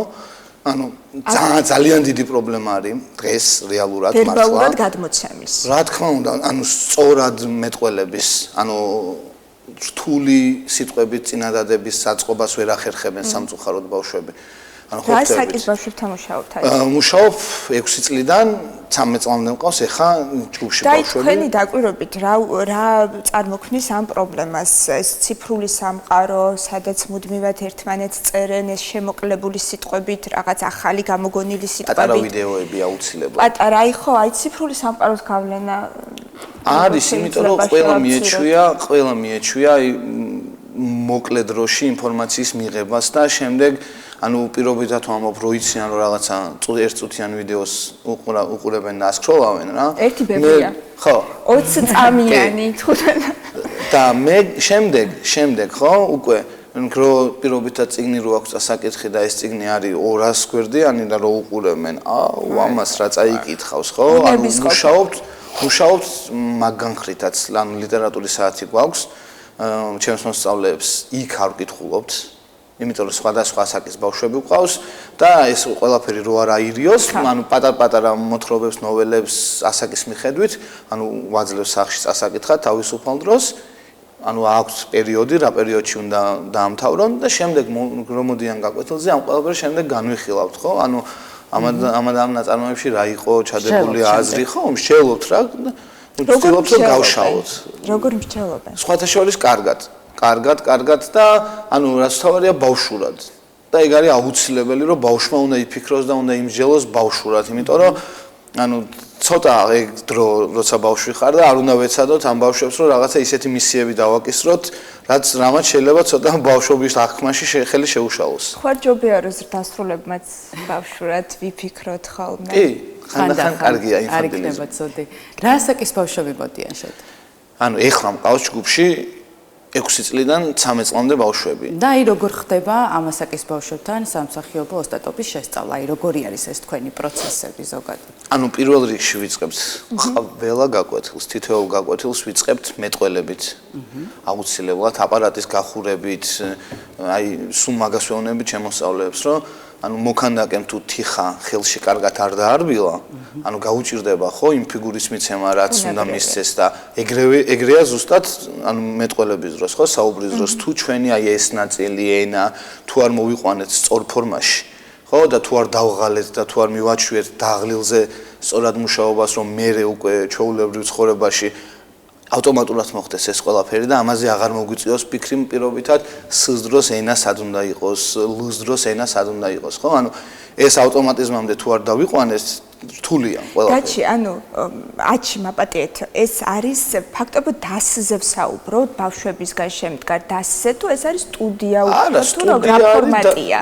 არა, სტუდია არის, ანუ ერთი ჯგუფი ყავს, ანუ გინ დასი დავარქვათ, გინ არ დავარქვათ, როგორც ანუ სპექტაკლის დადგმა მიზნად გაქვს. სპექტაკლის დადგმა მიზნად გვაქვს და აი ეგეც არის. პატარ-პატარა პიესებზე მუშაობთ, ხო? ეხლა ჯერ არ მუშაობთ, იმიტომ რომ ყველაფერს აქვს თავისი დრო, ხო? ანუ ის ბავშვი თუ იქამდე არ მივიდა, რომ მზად იყოს. აი რა არის ეს მზადყოფნა? აი მაგალითად რა არის და თქვენაც გითხეთ წინა კითხვა, იმას გავაგზავნებთ, თან თქვენ კითხვას უპასუხებთ. თუ ბავშვმა პირობითად ეტიუდებზე არის მუშავა, ფანტაზიაზე არის მუშავა, ყურადღებაზე არის მუშავა, თუ არ განმავითარეთ ეს ყველაფერი, ანუ გვაქვს სპეციალური სავარჯიშოები, რითიც უწყობთ ხელს ამ ბავშვებს, რომ ანუ ყურადღებას ვაჩვევთ ყურადღებას, ანუ ერთ კონკრეტულ ნივთზე ყურადღებას, კონცენტრაციას აი უკანა ფონის ყურადღებას რა. ანუ სრულ მობილიზებას, კი რა და ფანტაზიის სავარჯიშოები გვაქვს. ანუ ეს ყველაფერი თუ არ მივიდა იქამდე რომ ანუ ეს ბავშვები უკვე იმისთვის მზად იყვნენ რა, იმიტომ რომ ისეთი ასაკია. ხო, ეს რაზეც ჩვენ ვლაპარაკობთ ახლა 7 წლიდან 6 წლიდან 13 წლამდე ბავშვები, ხო? ანუ რა ყველას თავისი უქრის ბავშვურად რაღაცები უნდათ, ანუ არ მინდა რომ ბაის ბავშვები როცა პირობითად ის რომ მოვარო სცენაზე გავიდნენ, რაღაცა სტრესის ქვეშ იყვნენ და არ იცოდნენ რა გააკეთონ და როგორ გააკეთონ რა.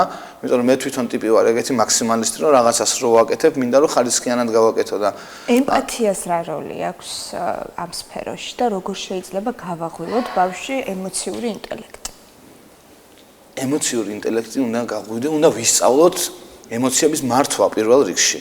და უნდა ვასწავლოთ ბავშვებს ემოციური მახსოვრობა, იმიტომ რომ ემოციური ანუ ხო არის ყურით მახსოვრობა, თვალით მახსოვრობა და ემოციური მახსოვრობა და ანუ ამ ემოციურ მახსოვრობას ბავშვი მით უმეტეს თუ ამ სფეროში არის და თუ გამოდის ბავშვი და სცენაზე როლი უნდა შეასრულოს თუ რაღაცა ეტიუდი უნდა გააკეთოს რა. ანუ მაგას ვეუბნები ყოველთვის რა, რომ ემოციები, შეფასება, ცხოვრებაში ხო ეგრე ხდება, რომ ანუ რაღაცები ხდება, ამ რაღაცებს შემდეგ ვაფასებთ, ვიღებთ და ჩვენ ამ მიღებული ინფორმაციიდან უკვე ვაბრუნებთ ამის პასუხს, ხო? თადარიგს ვიჭერთ თვალისწინად. ანუ ეს არის ერთ-ერთი ყველაზე მნიშვნელოვანი, რომ ახლა პირობითად ვიღაცა თუ ცუდად მოგექცა და შენ ესე უცინი და მადლობას ეუბნები, ანუ ეს უკვე სხვა რაღაცაზე მეტყველებს, ხო? ანუ ესეა რა ზუსტად პირველ რიგში ემოციას, სწორ ემოციას იწვევს სწორი შეფასება. და მაინც მივდივართ ანალიზამდე. და მაინც მივდივართ პედაგოგის უმნიშვნელოვანეს როლამდე. აუცილებლად. და ჩვენ გვახსოვს ეს სკოლებიდან და სტუდიებიდან იმ ადამიანების კომენტარები, რომლებიც რაღაცას გვიწუნებდნენ, უკეთ შეგვეძლო, ან ვიღაცას გვადარებდნენ. ამ კუთხით როგორ პასუხისმგებლობას გრძნობთ და როგორი ხართ მათ მიმართ? თანაბრად მკაცრი, თანაბრად მეგობრული, სად გადის ზღვარი მეგობრობას ასი მკაცრეს შორის? მე ვფიქრობ, რომ დღევანდელ თაობასთან თუ მეგობრული არ ხარ, ანუ ჭირს. არ მიგიღებენ, არ მოგისმენ, ავტორიტეტი ვერ იქნება. ვერანაირად. ანუ პირობითად ვამბობ, ანუ როცა კითხვაზე მიდის ლაპარაკი, მეუნებიან თქვენ რა წაიკითხეთ? ანუ თქვენ რა წაიკითხეთ? ამაში რა წაიკითხეთ? ანუ თვითონ ანუ ცდილობენ რომ და იმის საბაბს გაძლევენ რომ მეც ტონუში ვიყო. მიხვდით?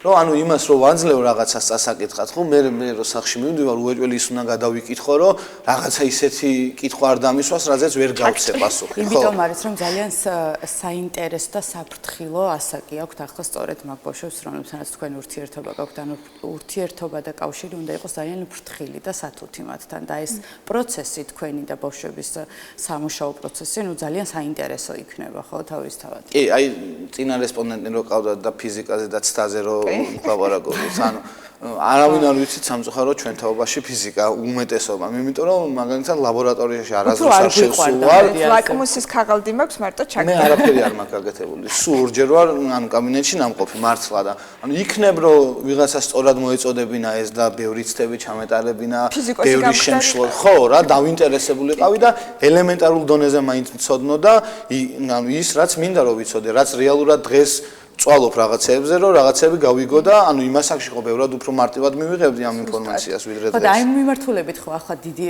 სხვაობაა ჩვენსა და ამ თაობას შორის. აი როგორ აფასებთ ახლანდელ თაობას?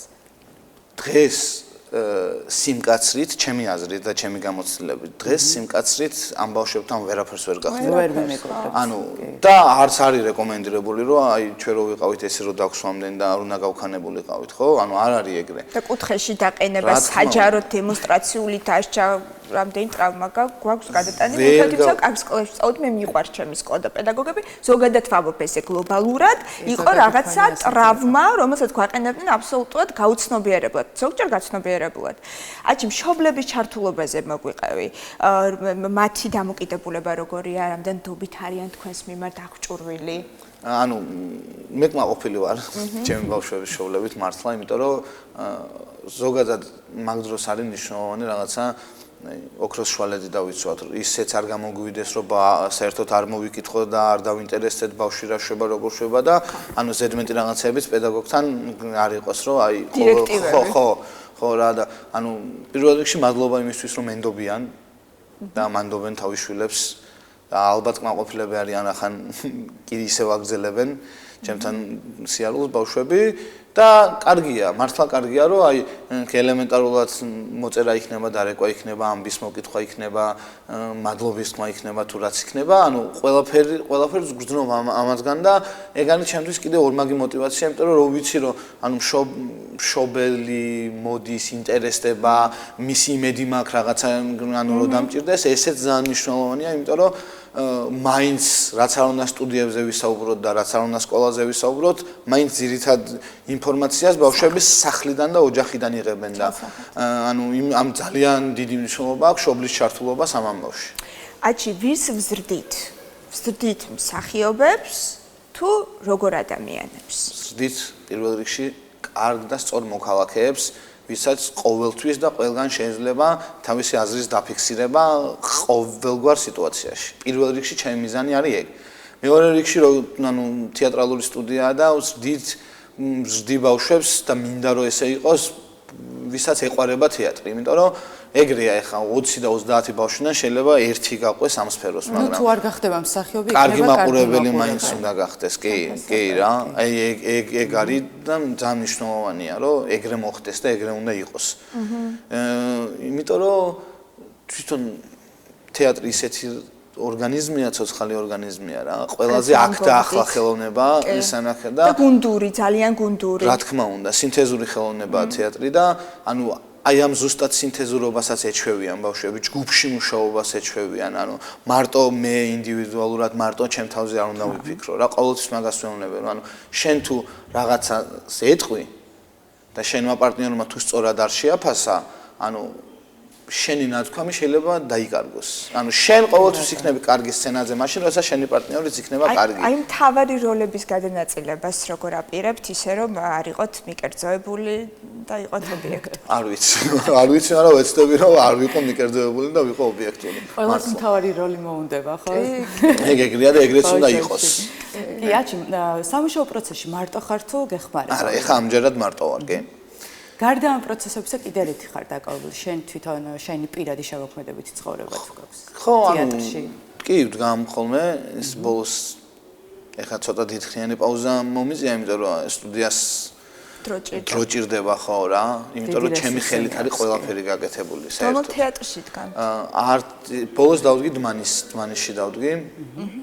ეხა ბოლოს ვიმუშავე კიდე ბავშვებთან ისევ სკოლაში, ერთ-ერთ კერძო სკოლაში ვიმუშავე, პატარა პრინცი სანახე გავაკეთეთ. და რავი, ესე ვცდილობ რომ ანუ ამის გარდა კიდე რაღაცები გავაკეთოთ რა. აი როგორც ახალგაზრდა რეჟისორს რა წინაღობებს აწყდებით? რა არის მთავარი პრობლემა, რასაც ეჩეხებით? მთავარი პრობლემა. და რის გამოსწორებას ისურვებთ? ანუ იმდენია რომ დავფიქრდე უნდა ცოტა. გვაქვს დრო, შევიძლია. ანუ პრობლემა არის ბევრი. პირველ რიგში კულტურის პოლიტიკა ზოგადად რაც არის ქვეყანაში და პრიორიტეტები. ხო, როგორ ნაწილდება პრიორიტეტები. აი დავაკონკრეტოთ.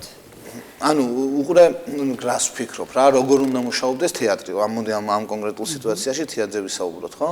ანუ უნდა იყოს მაყურებელზე გათვლილი პირველ რიგში, მაგრამ მაყურებელზე გათვლა იმას არ ნიშნავს, რომ ხალხს ზოგადად რაც მოსწონს, ის მივაწოდოთ მარტო, ხო? ანუ თეატრმა თუ არ იზრუნა იმაზე, რომ თავისი მაყურებელი გაზარდოს და ამასთან ერთად მაყურებელთან გაართოს და თვითონაც უნდა გაიზარდოს, იმიტომ რომ როცა მაყურებელი იზრდება, ხო? ანუ მოთხოვნაც უფრო იმატებს, ხო? ანუ გინდა არ გინდა შენ უკვე ნელ-ნელა ხარისხი უნდა მომატო რა. გააუმჯობესო. უნდა აუცილებლად უნდა იყოს დატვირთული ქართული დრამატურგიით, იმიტომ რომ ანუ თეატრი და როგორი დეფიციტი გვაქვს დრამატურგების. ან შეიძლება არსებობენ, მაგრამ არ ჩანან ეს ადამიანები. რატო არ ჩანან? იმიტომ რომ თვითონ თეატრები არ ითხოვს ამ კლასიკა, აი ხა ბრეხტი ხა გენიოსია და უნიკალურია, მაგრამ სულ ერთი და იგივე. და რამდენჯერ გვინახავს ერთი და იგივე პიესა დადგმული სხვა რეჟისორის მიერ და რაღაცა მარტივი განსხვავებებით და რეალურად ფაბულად ჩემთვის როგორც მაყურებლისთვის ერთია. აი ქართული დრამატურგია პირველ რიგში თუ არ განვითარდება, თუ არ დაიწერება კრიტიკული ანალიზები, ანუ თვითონ პიესების კრიტიკული თუ არ დაიწერება და თუ მარტო ვიქნებით იმაზე ორიენტირებული რომ ხახახა ხუხუხუ, ანუ ვერ განვითარდება ესენაკ თეატრი, ხო? იმიტომ რომ ყველაფრის საწყისი თეატრში არის სიტყვა და პირველად იყოს სიტყვა და ესეა ჩვენთან. არის ღმერთი, კი ბატონო. უღმესი მადლობა, რომ ვიყავით ჩვენთან ერთად. გვიხარია, რომ არსებობს ლოკაციები, სადაც იზრდებიან და იწვრთნებიან ახალგაზრდები. აჩი გოგუაძე რეჟისორი იყო ჩვენი სტუმარი და დროა ჩვენს მაყურებელსაც დავიმშვიდობოთ სოფო. კი ბატონო, მადლობა, რომ ჩვენთან ერთად იყავით. დიდი შესვენება, ხვალ ისევ პირველ საათზე დაგიბრუნდებათ. დროებით. ნახვამდის.